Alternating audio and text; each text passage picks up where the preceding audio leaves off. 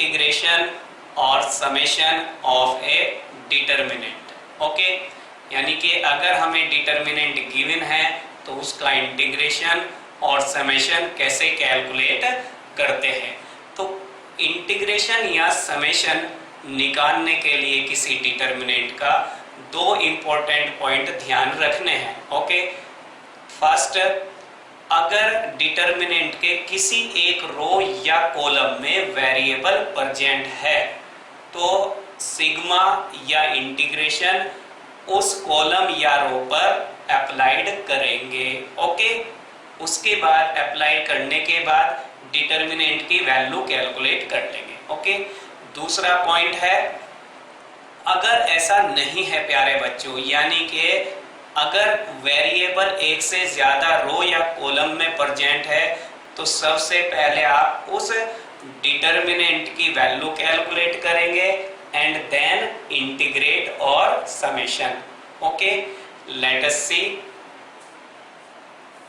तो प्यारे बच्चों, पहली बात तो ये कि समेशन का मीनिंग आपको पता होना चाहिए, जिसको हम शॉर्ट में सिंबल को बोलते हैं सिग्मा। सिग्मा का मीन्स होता है सम ऑफ द नंबर्स, है ना, नंबर्स का सम करना। ओके, ये यानी कि r की वैल्यू अगर 1 से n तक है तो ये 1 से n तक के नंबर्स का सम कर देगा। ओके, एक सीरीज हमें मिल जाएगी, यानी कि 1 + 2 + 3 + डैश डैश + n, और ये सीरीज पॉपुलर है, आप जानते हैं इसकी वैल्यू कितनी होती है, n/2 n+1, है ना। सिमिलरली सीरीज हमें मिलती है sigma r² = 1² + 2² + 3² dash dash dash n² तक। ओके, और ये सीरीज किसके इक्वल होती है प्यारे बच्चों, n/6 n+1 और 2n+1 के इक्वल। इसी तरह से पॉपुलर सीरीज है सिग्मा r³ और ये इक्वल होती है n/2 n+1 का होल स्क्वायर, है ना। तो जिस प्रकार से सिग्मा सम ऑफ नंबर्स के लिए यूज करते हैं, उसी प्रकार से पाई भी प्रोडक्ट ऑफ नंबर्स के लिए यूज किया जाता है मैथमेटिक्स में।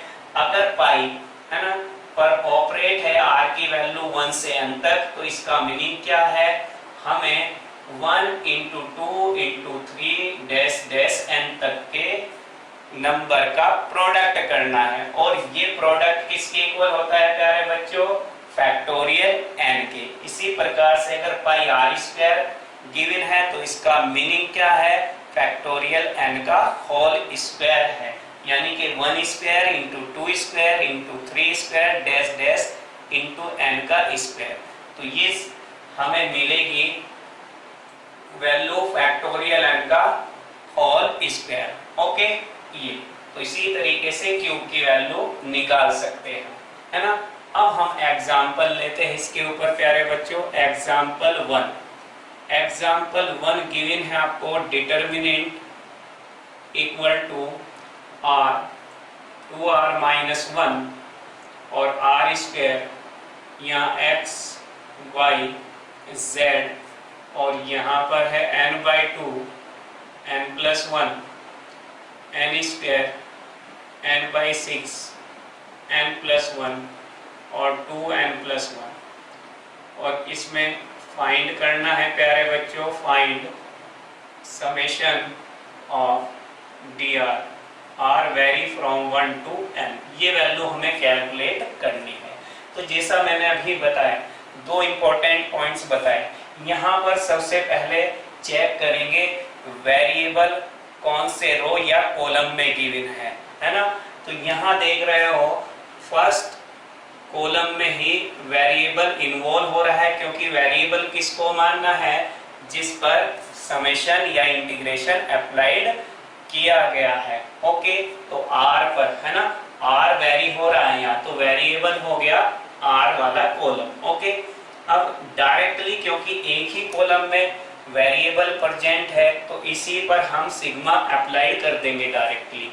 तो इसका सॉल्यूशन क्या आ जाएगा प्यारे बच्चों, sigma dr r vary from 1 to n equal to sigma r sigma 2r-1 और सिग्मा r² बाकी कॉलम को हम एज इट इज लिख लेंगे प्यारे बच्चों, n/2 n+1 n² n/6 n+1 2n+1। Okay, अब सिग्मा आर की वैल्यू कितनी होती है, ये सम है n नेचुरल नंबर तक, क्योंकि r की वैल्यू वैरी कर रही है 1 से लेके और कहां तक, n तक।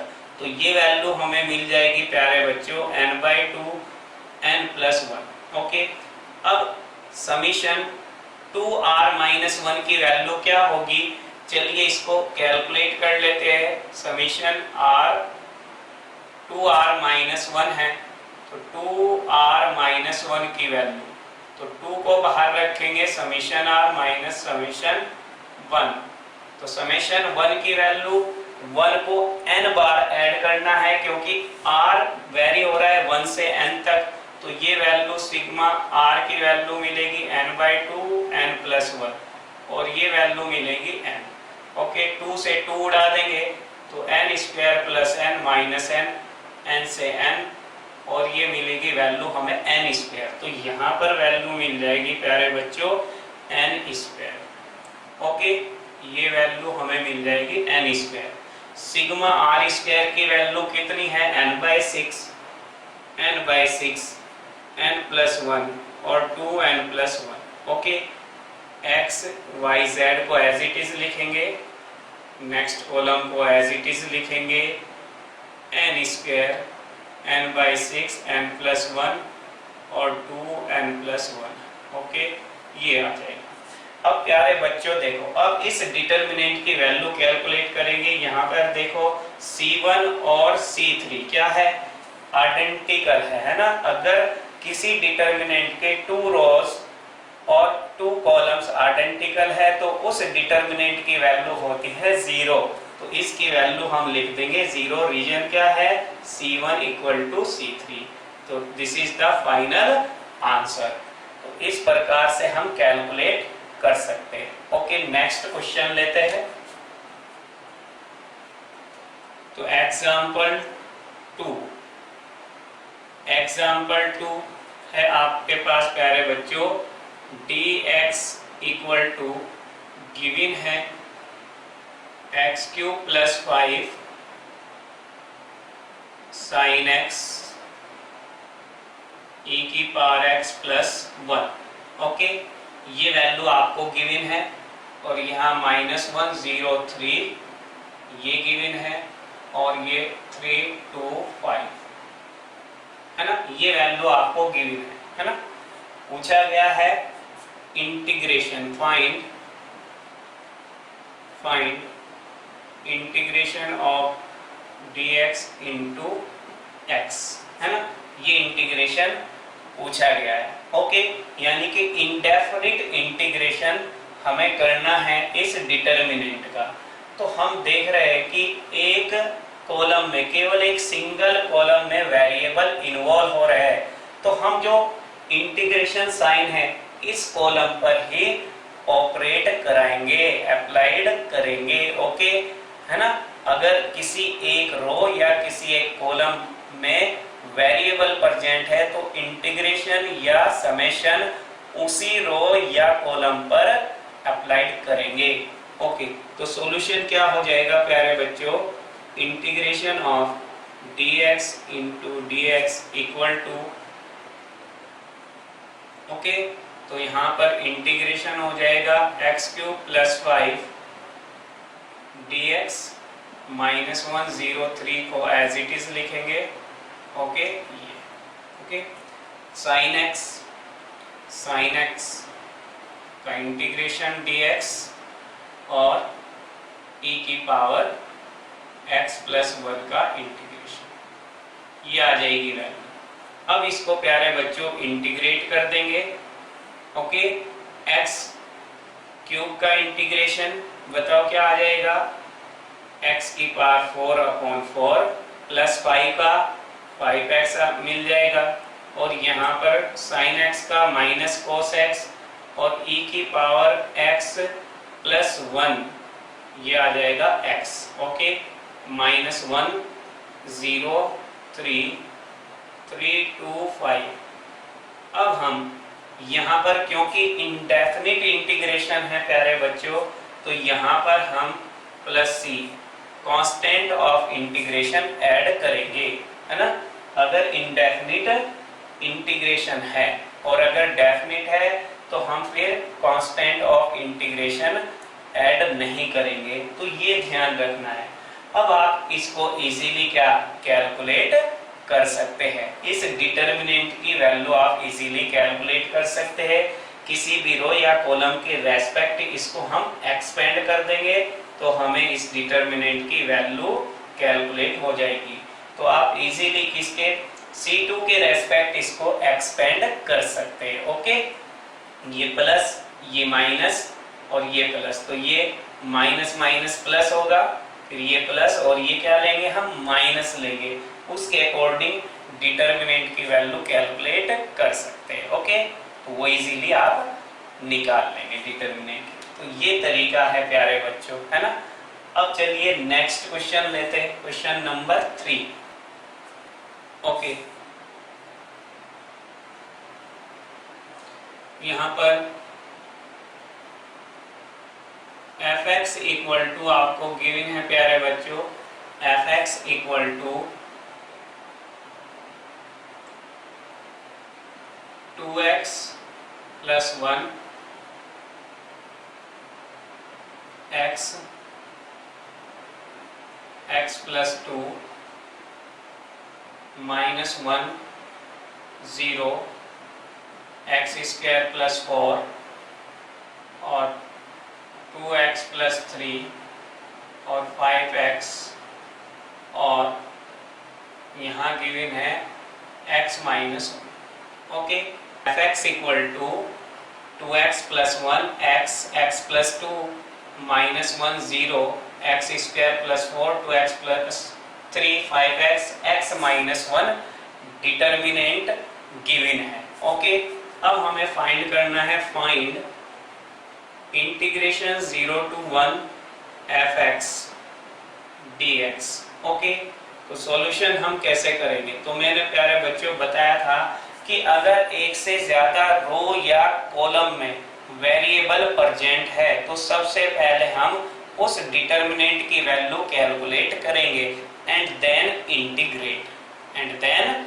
इंटीग्रेट, तो हम फिर उसके बाद इंटीग्रेट करेंगे। तो सबसे पहला काम है हमारा इस डिटर्मिनेंट की वैल्यू निकालने।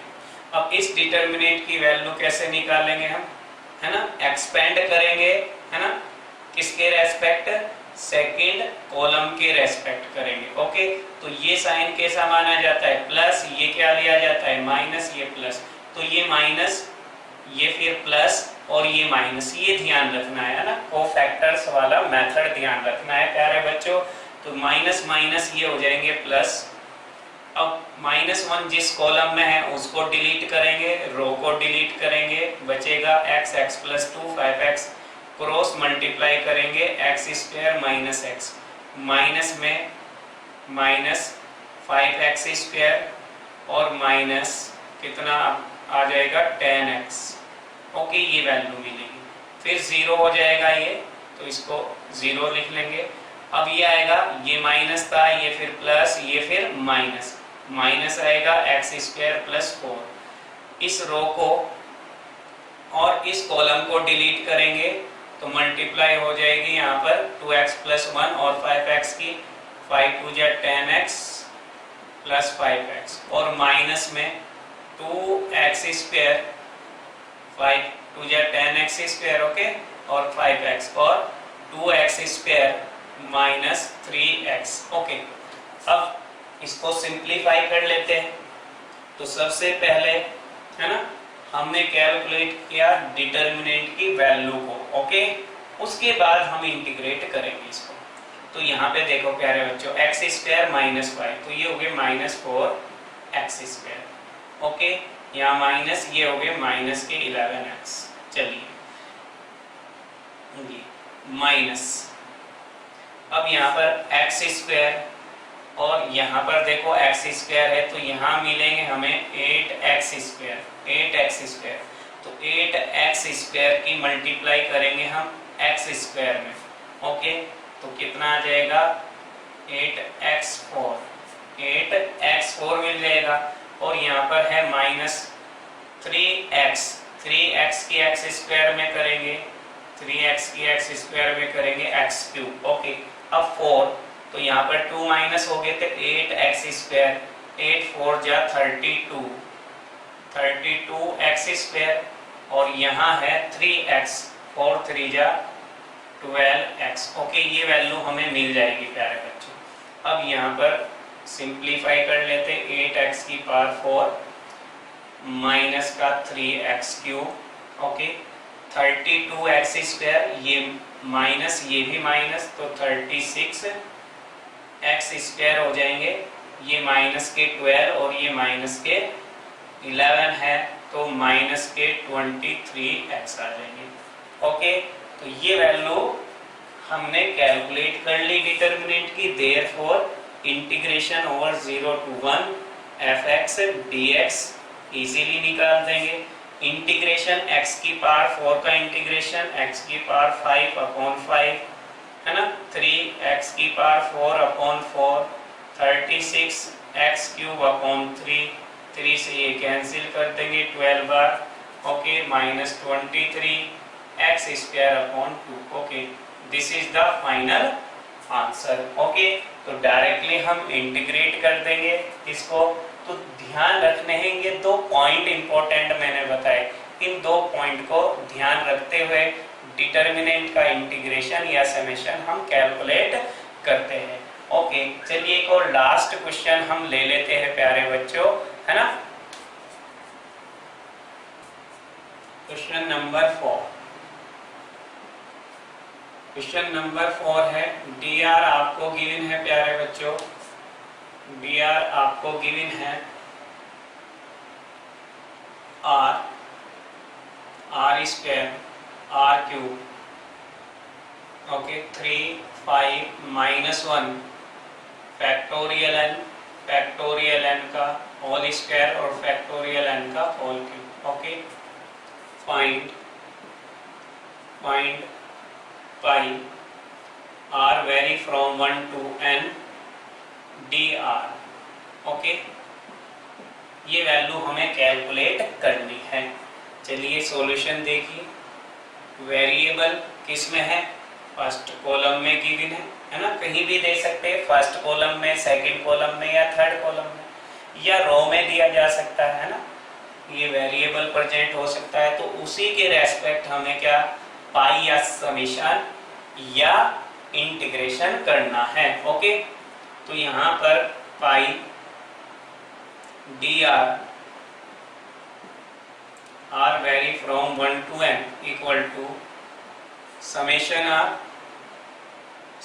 r स्क्वायर और summation r cube, 3 5 1 as it is, factorial n का होल स्क्वायर, फैक्टोरियल n का होल क्यूब। ओके, तो समेशन r कितना होता है प्यारे बच्चों, 1 × 2 × 3 n है ना, और नेचुरल नंबर की प्रोडक्ट n टाइम्स कितनी आती है, फैक्टोरियल n, तो ये वैल्यू होगी फैक्टोरियल n।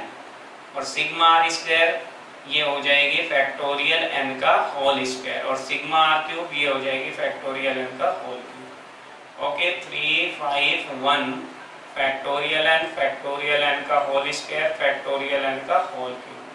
ओके, यहाँ पर C1 और C3 आइडेंटिकल है, इसलिए ये वैल्यू हमें मिल जाएगी 0। ओके, डिटर्मिनेंट की वैल्यू आ जाएगी 0। Okay, thank you for watching the video.